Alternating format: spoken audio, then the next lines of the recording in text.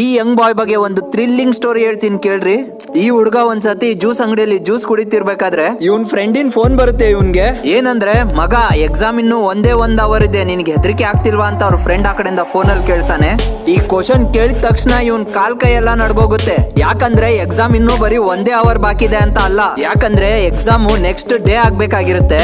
But ಯಾವ್ದೋ ಒಂದು reason ಇಂದ ಟೀಚರ್ಸ್ ನೆಕ್ಸ್ಟ್ ಡೇ ಆಗ್ಬೇಕಾಗಿರೋ ಎಕ್ಸಾಮ್ ನ ಕ್ಯಾನ್ಸಲ್ ಮಾಡಿ, ಅಂದ್ರೆ ಸ್ಯಾಟರ್ಡೆ ಆಗ್ಬೇಕಾಗಿರೋ ಎಕ್ಸಾಮ್ ನ ಕ್ಯಾನ್ಸಲ್ ಮಾಡಿ ಫ್ರೈಡೆ ಇಡ್ತಾರೆ. ಮತ್ತೆ ಒಂದು ವಾರ ಮೊದ್ಲೇನೆ ನೋಟಿಸ್ ಕೂಡ ಕೊಟ್ಟಿರ್ತಾರೆ. ಬಟ್ ಈ ಹುಡ್ಗನ್ ತನಕ ಆ ವಿಷಯ ತಲುಪಲ್ಲ.